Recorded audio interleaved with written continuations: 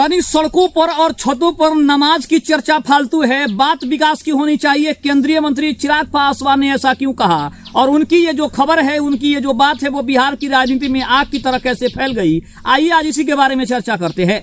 नमस्कार, मैं हूं संजीव और आप देख रहे हैं आप तक न्यूज। अगर आप चैनल पर नए हैं तो चैनल को जरूर सब्सक्राइब कर लें। बता दें चिराग पासवान की जो बातें हैं वो कहीं ना कहीं बिहार में और बिहार की राजनीति में चर्चा का विषय बन जाती है। उन्होंने एक न्यूज को दिए इंटरव्यू में कहा कि ये सारी जो बातें हो रही है बिहार में, ये सब फालतू बातें हैं। बिहार में सिर्फ विकास की बातें होनी चाहिए।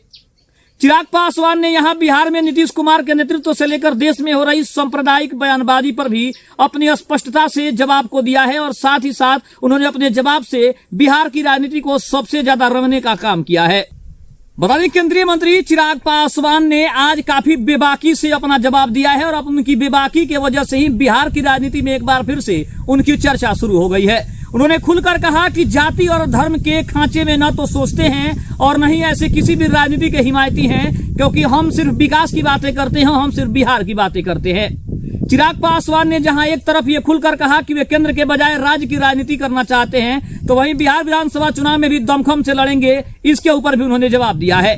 वहीं अगर बात करें तो चिराग पासवान ने भी ये दावा किया कि बिहार एनडीए में मौजूद 5 पार्टियां नीतीश कुमार के बैनर तले चुनाव लड़ने वाली है और 243 में से कम 225 सीटों पर वो जीत दर्ज करने वाले हैं।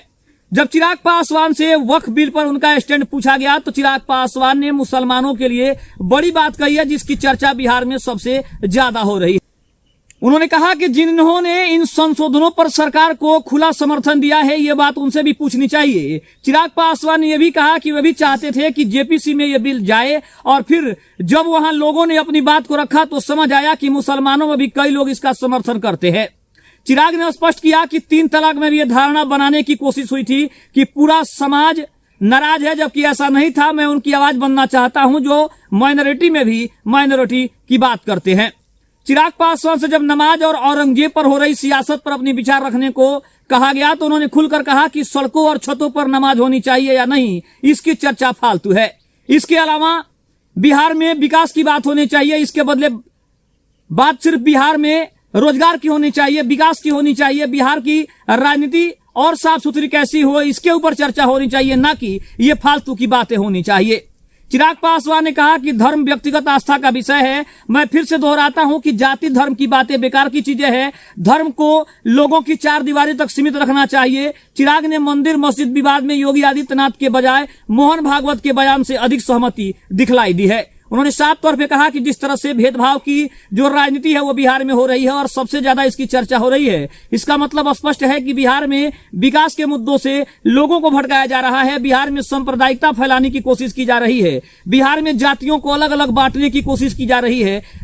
और अगर ऐसा नहीं होता तो बिहार में सिर्फ बिहार की विकास की बात होती, बिहार में रोजगार की बात होती, बिहार में शिक्षा की बात होती, बिहार के ऐसे मुद्दों की बात होती जहां सबसे ज्यादा पिछड़ा हुआ बिहार है। उन्होंने साफ तौर पे इस बात की ओर इशारा किया कि नमाज चाहे घर में हो या फिर सड़कों पर है, ये मायने नहीं रखता, लेकिन बिहार में ये फालतू की बातें जो राजनीति में आती है, आखिर आती कहां से है, इसे फैलाने वाले लोग कौन है। उन्होंने साफ तौर पे कहा कि बिहार में विकास की बातें करें, ना कि राजनीति की बात करें, ना ही बिहार में जातियों को तोड़ने की बात करें। इन सभी तमाम मुद्दों पर चिराग पासवान ने अपने बयान से हलचल मचा दी है। आपको बता दें कि चिराग पासवान ने 2024 के लोकसभा चुनाव पर अपनी बात कही है और उन्होंने कहा कि जिस तरह से बीजेपी ने उनके ऊपर भरोसा दिखाया, जिस तरह से पीएम नरेंद्र मोदी का सहयोग उनको मिला और 5 लोकसभा की सीटें देने से पहले बीजेपी जरूर सोच रही थी कि चिराग पासवान को 5 सीटें देना उनके लिए कारगर साबित हो भी सकता है या फिर उनको नुकसान का सौदा हो सकता है। लेकिन उन्होंने अपने आप को साबित किया, पार्टी को एक ऐसे मुकाम से उन्होंने उठाया है, एक ऐसे स्तर से उन्होंने उठाया है जहां पार्टी पूरी तरह से खत्म हो गई थी। जब उनके अपने ही लोगों ने पार्टी को 2 भागों में तोड़ दिया था, जब उनके विधायकों को छीन लिया गया था, उनके सांसदों को छीन लिया गया था, उन्होंने इसकी चर्चा की और साथ ही साथ उन्होंने एक बार फिर से पीएम नरेंद्र मोदी का आभार व्यक्त किया, जहां उन्होंने कहा कि अगर पीएम नरेंद्र मोदी का भरोसा नहीं होता तो बिहार की राजनीति में आज वो जिस मुकाम पर पहुंच गए हैं वो आज नहीं होते। साथ ही साथ आगामी विधानसभा चुनाव को लेकर चिराग पासवान का नजरिया स्पष्ट है। उन्होंने कहा कि नीतीश कुमार के नेतृत्व में ही चुनाव लड़ा जाएगा, इसमें कोई दो राय नहीं है। साथ ही साथ बिहार में जितने भी समस्याओं को दूर किया जाए, इसकी चर्चा सबसे ज्यादा होनी चाहिए। इसके अलावा उन्होंने गृह मंत्री अमित शाह के बिहार दौरे को लेकर भी कहा कि विरोधियों का काम है सवाल उठाना, लेकिन हमारा काम है उसका जवाब देना। अगर अमित शाह का दौरा बिहार का हो रहा है तो इसका मतलब स्पष्ट है कि बिहार में कुछ बड़ा होने वाला है। इसके अलावा पीएम नरेंद्र मोदी के बिहार दौरे पर भी उन्होंने चर्चा की है और बहुत ही जल्द बिहार में पीएम नरेंद्र मोदी का भी दौरा हो सकता है, ऐसी भी संभावना जताई जा रही है। साथ ही साथ बिहार में पांचों दल मिलकर चुनाव लड़ेंगे, इसमें कोई दो राय नहीं है। चिराग पासवान का मत स्पष्ट है कि पार्टी अपने पूरे मजबूती के साथ विधानसभा का चुनाव लड़ने वाली है और जो लोग हिंदू मुसलमान को बांटने की कोशिश कर रहे हैं उनकी बातों को कहीं ना कहीं इग्नोर करना चाहिए। ऐसे राजनेताओं की बात नहीं सुननी चाहिए, क्योंकि बिहार जब तक एकजुट होकर नहीं रहेगा तब तक बिहार आगे नहीं बढ़ सकता है। आपकी क्या राय है आप कमेंट बॉक्स में जरूर लिखिएगा। तब तक के लिए धन्यवाद। जय हिंद, जय भारत।